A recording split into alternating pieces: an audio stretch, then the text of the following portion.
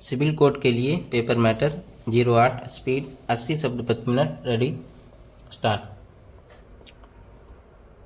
मुफ्त खाद्यान्न योजना को अगले 5 सालों के लिए बढ़ाने का केंद्र सरकार का कदम स्वागत योग्य है, क्योंकि इससे कमजोर लोगों के बड़े वर्ग को खाद्य सुरक्षा मिलना जारी रहेगा। Full stop. राष्ट्रीय खाद्य सुरक्षा अधिनियम की पात्रता पर आधारित प्रधानमंत्री गरीब कल्याण अन्न योजना नाम की यह योजना अंत्योदय अन्न योजना और प्राथमिकता वाले परिवारों की श्रेणियों के तहत आने वाले लगभग 80.4 करोड़ लोगों को लाभ पहुंचाती है। Full stop. इन लोगों को हर महीने प्रति व्यक्ति 5 किलो चावल या गेहूं या मोटा अनाज मिलता रहेगा। Full stop. मुफ्त खाद्यान्न का प्रावधान अखिल भारतीय स्तर पर कोविड-19 महामारी के दौरान शुरू किया गया था, हालांकि यह तमिलनाडु जैसे राज्यों में प्रचलन में था। Full stop. उस वक्त NFSA के लाभार्थियों की पात्रता 2 गुनी कर दी गई थी और PMGKAY का नामकरण किया गया था। Full stop.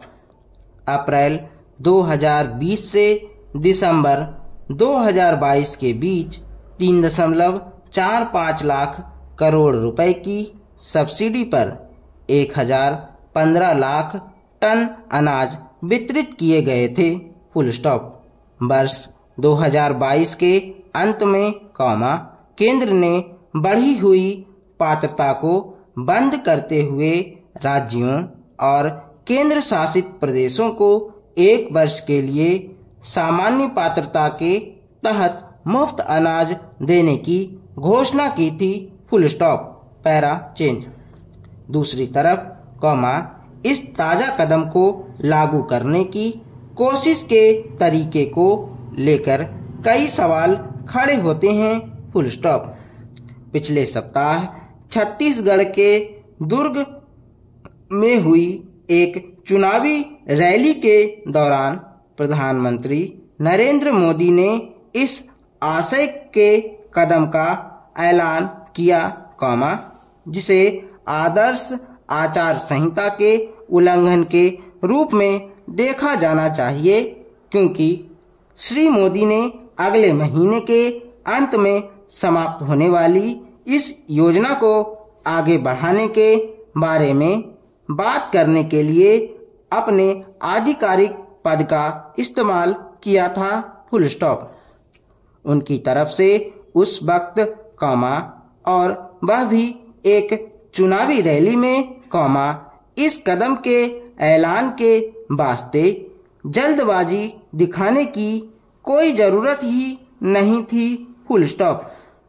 खासकर तब जब 3 दिसंबर को चुनावी नतीजों की घोषणा के बाद भी ऐसा करने के लिए पर्याप्त समय बाकी था।